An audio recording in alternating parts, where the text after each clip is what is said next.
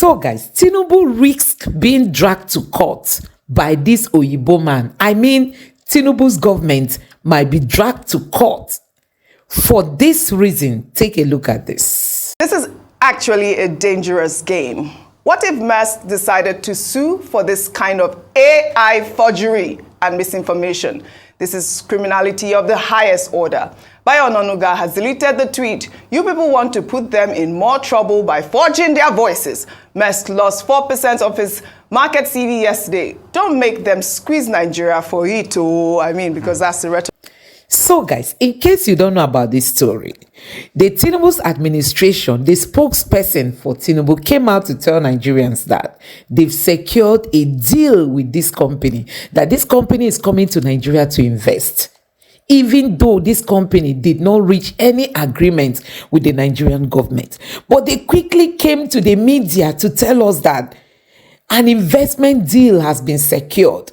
Do you know what? Bayo Onanuga, the spokesperson for the Tinubu's administration, even quickly deleted the tweet that he tweeted as regards to this. Nigerians, have you seen this level of criminality? This is what we are saying. So they even went further to release an AI voice portraying that they really secured a deal. Nigerians, this is funny, but at the same time, it is painful to see how low Nigeria has come. So guys, I'm going to allow you just watch this video for yourself to understand the whole story and tell me what you make of this kind of scenario. Honestly, it is painful when we have the square pegs in round holes. People who are not supposed to near the seat of power, they are the ones ruling Nigeria. And what do you expect? Take a look at this. The presidency has come under fire on social media after officials of Danish shipping company AP Moller Maersk on Tuesday denied a $600 million investment deal with the Nigerian government, while on April 28th, special advisor to the president on media and publicity, Ajuri Ngalali, in a statement claimed that Nigeria secured a $600 million investment to expand existing port infrastructure to accommodate more container shipping services in Nigerian ports. Well, according to Ngalali, Robert Ugla, chairman of AP Moller Maersk, made the investment commitment during a meeting with President Bola Ahmed Tinubu on the sidelines of the World Economic Forum in Saudi Arabia. But according to Lloyd's list on April 29th, the $600 million investment in Nigeria, as stated by the presidency, was news to Maersk. The report added that the company's chairman,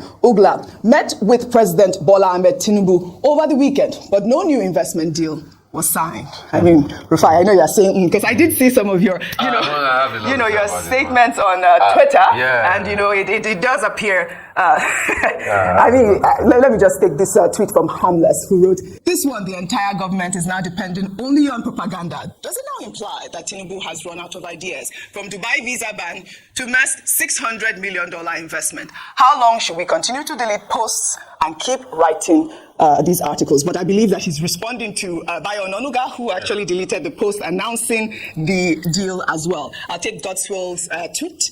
He wrote, "Breaking news. This is the global Tinubu effect. Maersk lost almost 4% of their market capitalization in less than 12 hours after Tinubu's administration falsely announced that the company was going to invest $600 million in Nigeria. The global market has finally priced Nigeria as junk asset class. Maersk is a public company, and I can imagine the frenzy of phone calls among their board of directors and shareholders that forced them to quickly denounce the false propaganda about their $600 million investment in Nigeria. I can also imagine Maersk lawyers threatening Bayo Onanuga with a lawsuit if he did not delete the tweet immediately, because the lightning speed with which the tweet was deleted was nothing short of dizzying. Anyway, the Maersk stock price has since been struggling to get back to its market value. Well, in a twist of events, a video made available to Arise News with the caption, "Caught on tape." The presidency claimed the Maersk Terminal's chief executive officer, Kate Swevenson, detailed the company's $600 million investment commitment during a visit to the Minister of Industry, Trade and Investment, Dr. Doris Uzoka Anete. And in the video, Maersk Terminal CEO appeared to have outlined plans to allocate an initial $100 million with an additional $500 million for port investments in Lagos. Well, let's take a look.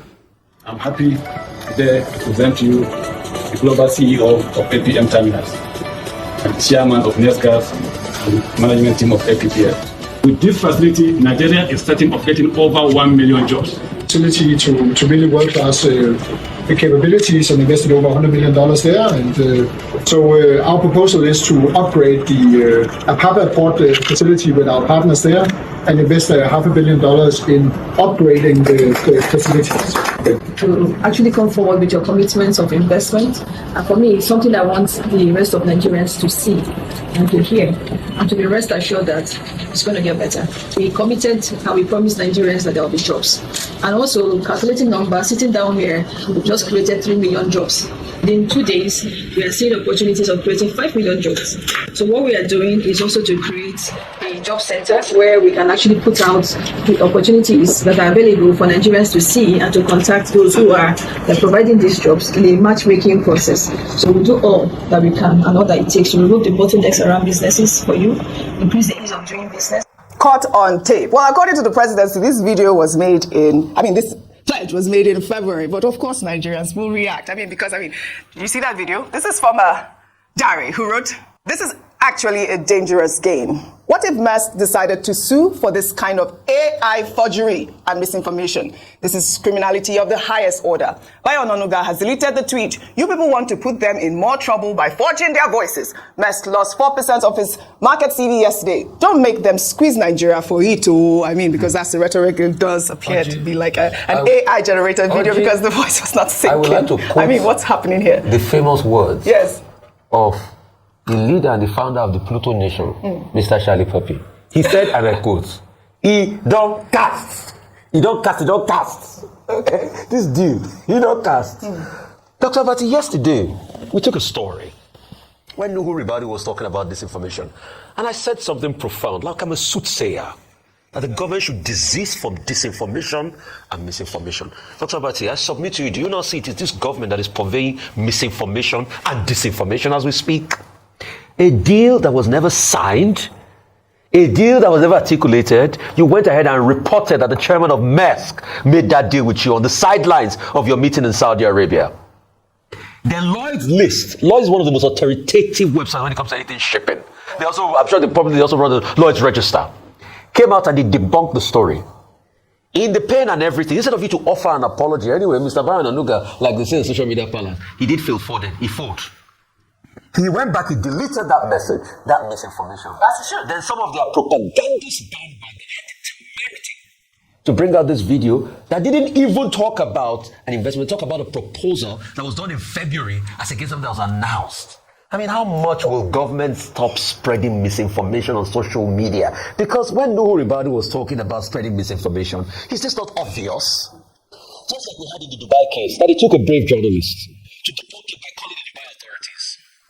It has gotten to a point where if you have any of this foreign announcement, what do you do now? You need to talk to those foreign bodies that they made the announcement with to be able to get to the root of the matter. If Maersk had not been asked, and stellar job Rotus, I commend you, second time I commend you Rotus today. Rotus had to go ahead and send a message, say, can't comment on any investment. If it was something they were happy about, they were going to comment on it. Right. So it speaks volumes of what we should do. And let us do it, right? We can't keep doing this and spreading misinformation. Okay. I'll be very brief. You see, there's something they call test of English as a foreign language. I know that. TOEFL. Yes. So English language is a very tricky thing for people for whom English is not the first language. Good. That's my first point. Now, Ajuri said the Nigerian government secured, right? Yeah. It probably, in his mind, doesn't mean that a deal has been struck. Mr. Onanuga, in the tweet that he deleted, said plans to invest. Yes. Right? So Mr. Onanuga, when there was this pushback, deleted the tweet, and I think also he went on television to say, he didn't say they have said they will invest, but that they plan to invest. Now, Maersk, in their own statement, said, we'll continue to dialogue with the Nigerian government. We're committed. We've been doing business in Nigeria for a very long time, and the ongoing dialogue with the Nigerian government is in order, but no deal has been signed. Obviously, if a deal was signed, we will have seen the ceremony. Yes. Now, to the basic issues. That article by Mo Richard Meade on the Lloyd's List, I went through it. Yes. Yes, he said Maersk did not say that any deal was signed, but he also provided an explanation that Maersk, the Danish shipping giant, that they are going to have announce their quarterly earnings, first quarter earnings, on Thursday. And of course, that will generate the interest of investors and all that. And that one of the reasons is that they don't want to run foul of any regulatory issues. So how do you go and tell your investors that you have already promised or you have committed yourself to a $600 million package in Nigeria? Yes, of course, at that meeting, questions will be asked. Investors will ask questions. So he provided that alternative explanation. And then in some of the things you read, their share price, their stock equity was affected. It dropped by 4%. So there are regulatory issues here. There are, business considerations here. But the more important part of it is that those who issue statements on the part of government should not be over enthusiastic. Each time President Tinubu travels, our people are always very eager to come out and say, we have secured this amount, we have secured that amount. So I think there's also something about the use of English language here. Why not just say it as it is and say there was a dialogue, there is but to go ahead and say a deal has been secured. No, they will say no, it didn't happen. It's secure, yes. I have told you that it's about English. I want to assume that if you have the position as a spokesperson of the president, your use of English should be almost at 100%. Should be excellent. If we gave you TOEFL to pass, there should be not. I think it's a service to a jury to say that he doesn't speak English properly. Yeah, very what you just you're a terrible person. Rufai, hold on. Rufai, hold on. My main issue English language that is not our language. The second video to justify, because clearly they said it was when President Bola Ahmed Tinubu met with the chairman in Saudi Arabia that the deal was secured. And what has this got to do with that statement? Nothing. Absolutely nothing. So there's no. Let me tell you what the Oxford Dictionary defines secure. Succeed in obtaining something, especially with difficulty. Obtain the first fix or attach from so that it cannot be moved around. It is irrevocable. So I think he can speak English properly. He understands English. English is a criteria to pass English language before he can get to any university. So we just call it propaganda. That's what it is, right? All right. No. Can we say that? Rufai. All right, let's take another story. So guys, you have seen it for yourself. Honestly, this administration, they owe this company a very big apology, and they owe Nigerians a very big apology. We can't just still keep going this way. Can you imagine that the Minister for Power came out to say, oh, Nigerians, you are going to be giving this ministry $10 billion every year if we want to enjoy electricity. So all this administration is there for is just to be collecting from the masses and keep giving us propaganda, collecting money from the masses. They milk us, and then in return they only give us propaganda instead of the benefits or the dividends of democracy. So guys, I don't know what you think about this in the comment section below. Please don't forget to subscribe to the channel, turn on the notification bell, and drop your thoughts in the comment section below. Thank you.